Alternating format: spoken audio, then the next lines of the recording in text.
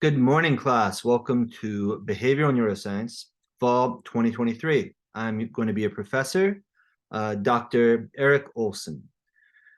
Here, I'm going to switch you over to the syllabus real quickly so we can overview that. Perfect, there we go.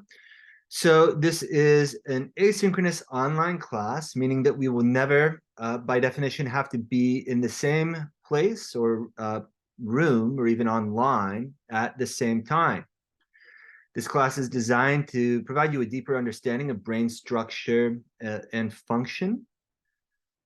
You will be presented with 8 modules in this class. Unlike my drugs, brain, and behavior class and some of my electives, in this one, you are required to complete all of the coursework because it is an upper level class.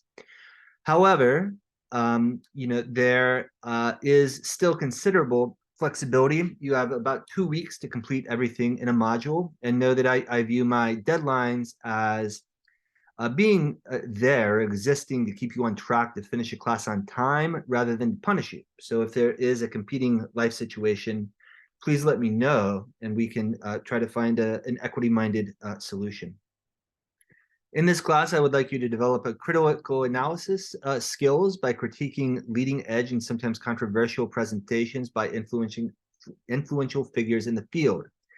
In addition to having a weekly quiz based off of lecture content, I will provide you with access to reading or a lecture from leading experts in the field that have some interesting views on a variety of subjects, and all of which I consider to be timely and relevant and sometimes controversial. And I would like us to do our best to discuss these concepts civilly and openly.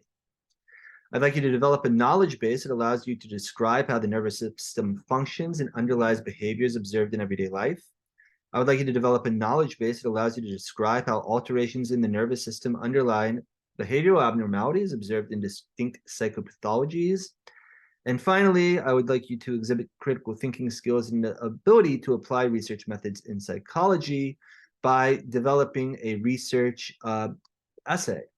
For this, essentially, you would first submit an outline to me that where you get essentially your thesis approved.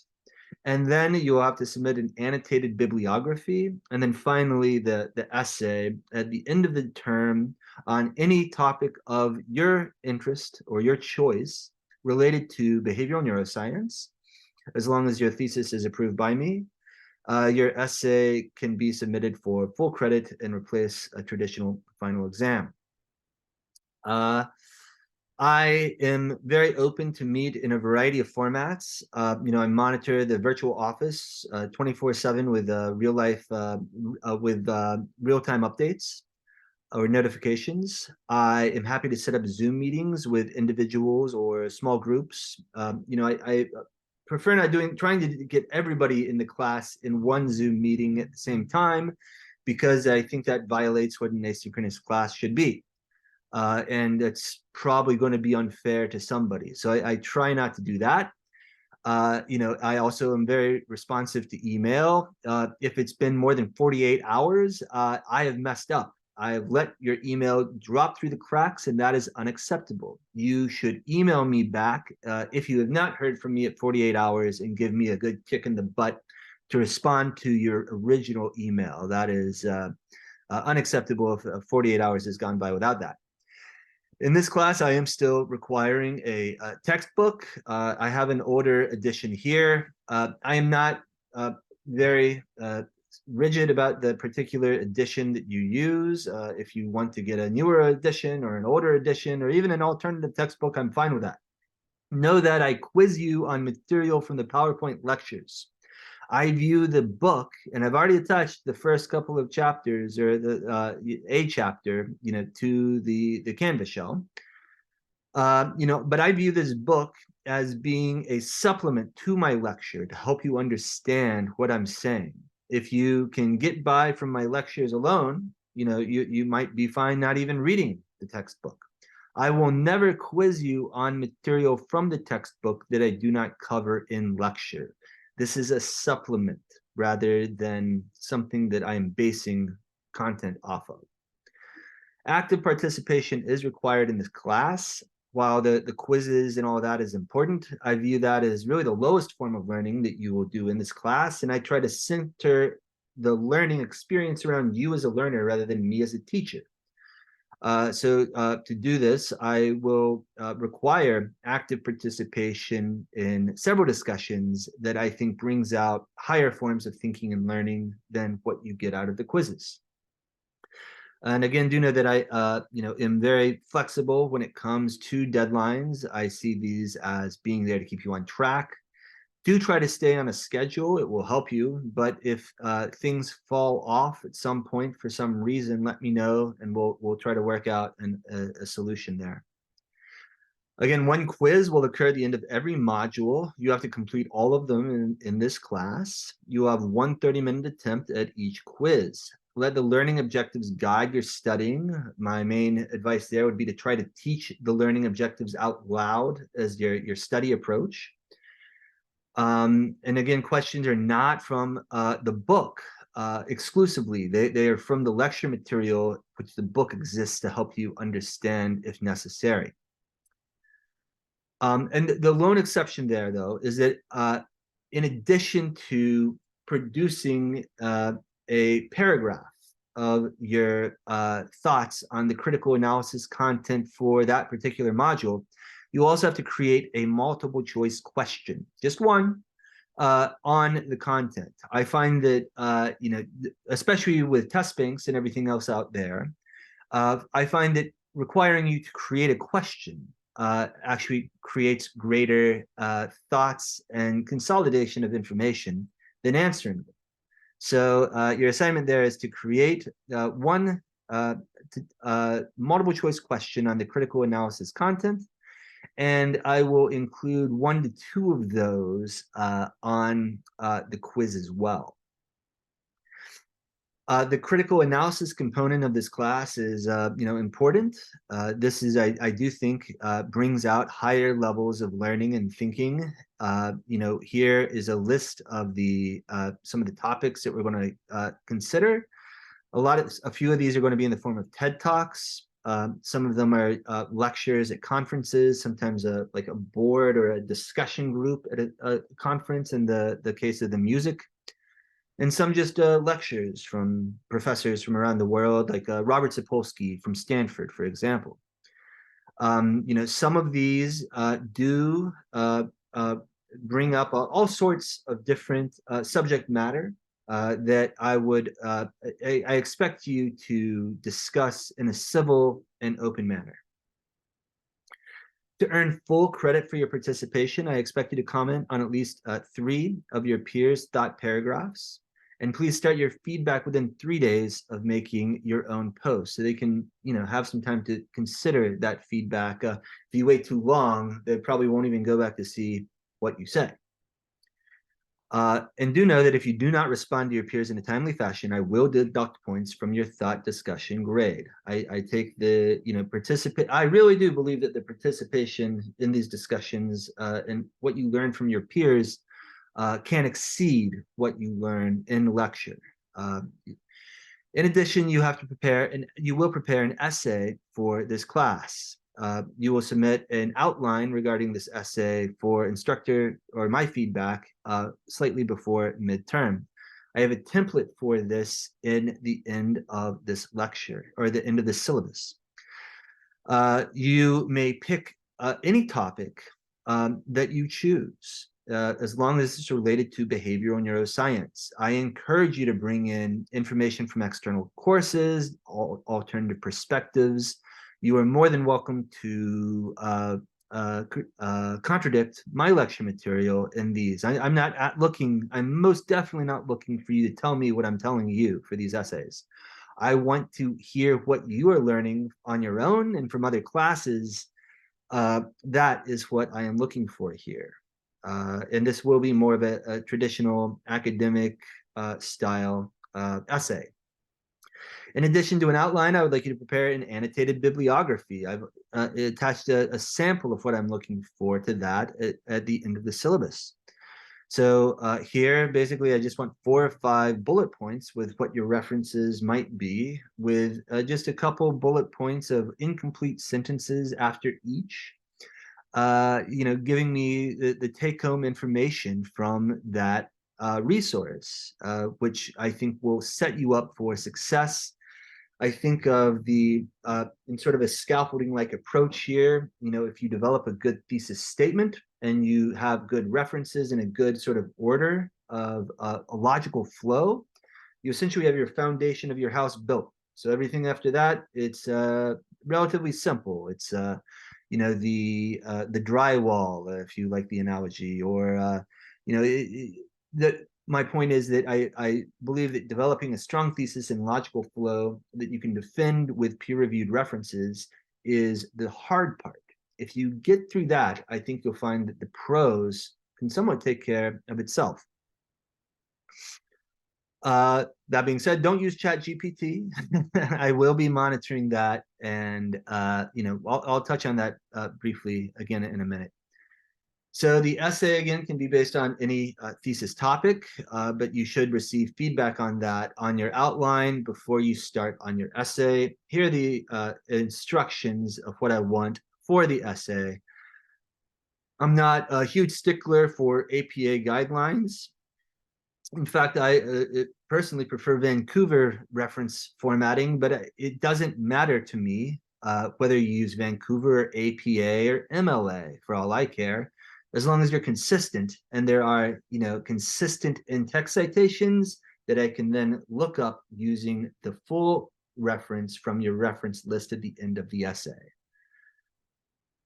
Yeah, I'm not going to be grading you on one particular format or the other, as long as it's a good essay, you defend your thesis using logic and peer-reviewed references. That's what I'm looking for.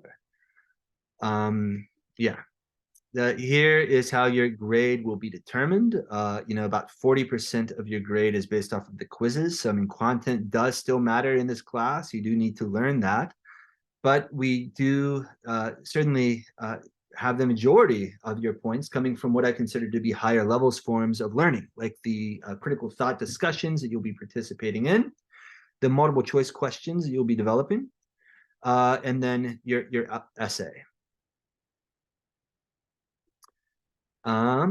Let's see. Again, I'm relatively flexible with deadlines. To study and do well in this class, I think you really need to stick to the schedule. That will help you immensely. If you get off schedule, miss something, let me know, and let's get you back on schedule rather than just dropping out. Okay? And for major topics in the content and the lectures, I suggest trying to teach the learning objectives out loud.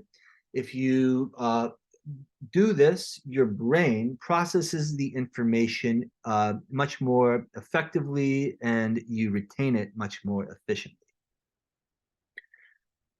We are going to be debating or discussing some content in these critical thinking assignments or discussions that can be controversial at times.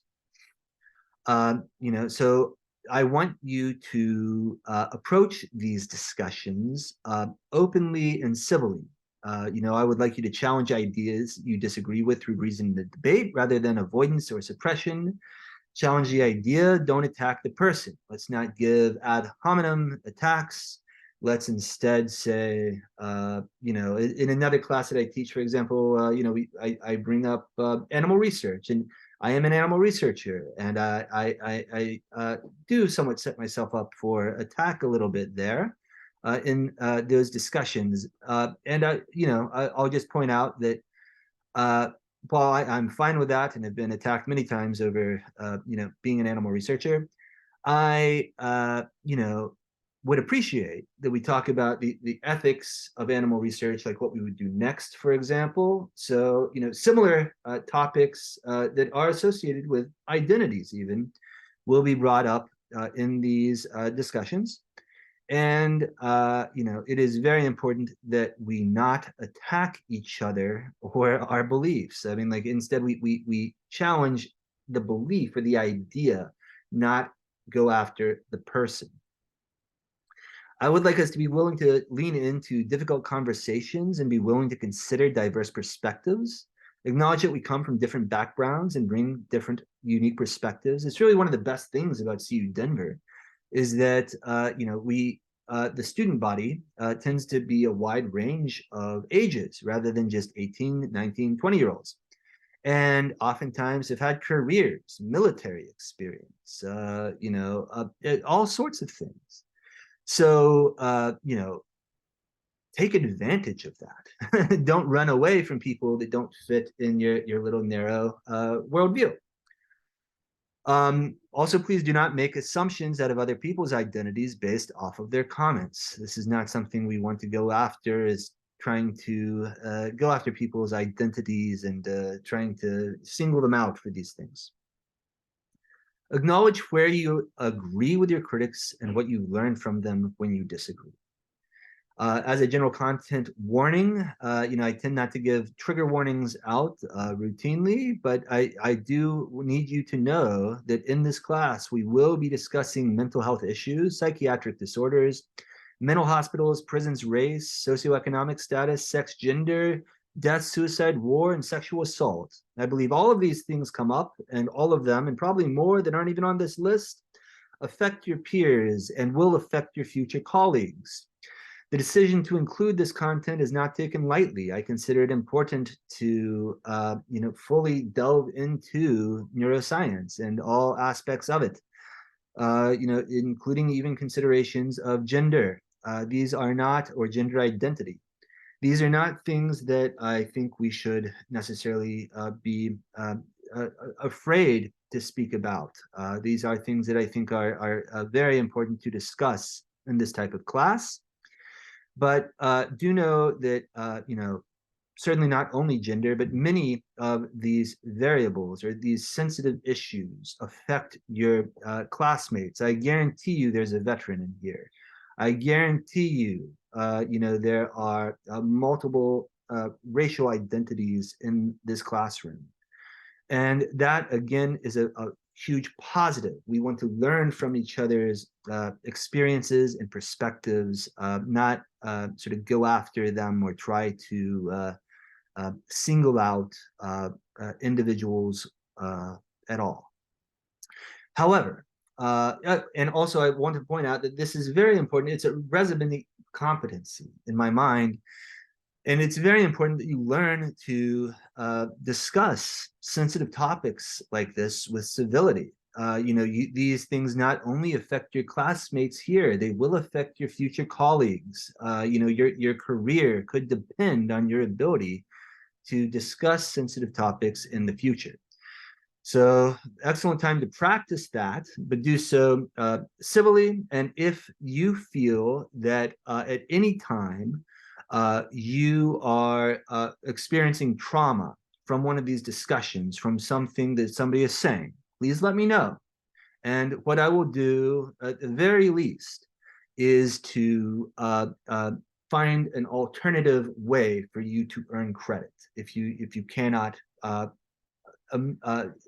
for your own emotional safety, participate in a discussion, I will be more than happy to find you an alternative way to earn credit. Please feel free to excuse yourself from any discussion. Just let me know and we'll find an alternative. I am very committed to the concept of universal design. I've looked into this quite a bit. I've read over a dozen books. I've looked at a lot of data.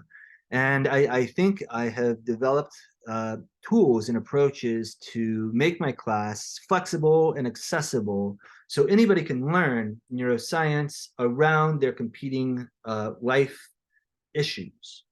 And I've, over 11 years at CU Denver, through the pandemic and everything else, I think I've experienced just about everything. I've had students stationed, in military bases overseas. I've had people traveling all around the world, all sorts of issues with the law, with drug addiction, with the child issues, the various traumas that I just don't even want to get into. But know that I'm willing to accommodate all of those and pretty much anything. And also know that I tend to take my students for their word. I'm not going to, if you get in a car wreck, I don't need you to go seek out something from the ER. If you were in a car wreck, well, first, I mean, I really don't think you would lie to me about that, but I let's I I will work with you irrespective of the issue, and I will I'm pretty sure take your word for the issue that you are bringing up. Academic integrity is important too. I mean, like while I want to emphasize flexibility and equity, I am a proponent of doing things ethically and right as well. I would rather you not cheat. I have had all of my questions are posted on test banks online. I know this. And I've also seen the answers, and I've also had the answers all submitted to me at this point. I mean, I've been doing this for a few years. I've seen all of the answers. And first of all, that some of the answers that are in those online test banks aren't very good. And secondly, I've seen them. And when they start recurring and I see the same answer over and over again, it's a bit of a red flag for me, and that will cause a problem. So please don't make me pursue that. In addition, AI generated writing is not allowed in this class. It is a form of plagiarism. If you need more clarification regarding AI generated writing or why you can't use ChatGPT to write your essay or your discussion posts, let me know and I'd be happy to meet with you about that. Discrimination is also something I take very seriously. I'm a big fan of the university's discrimination policy. Also similar to my beliefs on or how I approach accessibility in the classroom. I believe that the university is very clearly trying not to allow anyone to be discriminated against. So if you feel that I or any of your peers, especially me, discriminate against you in any way, I think you should contact the Office of Equity or the Title IX director directly, and they will respond. Here is the schedule of events. As you can see, we have 8 modules. In each module, there's a 2-week period of time with some due dates here.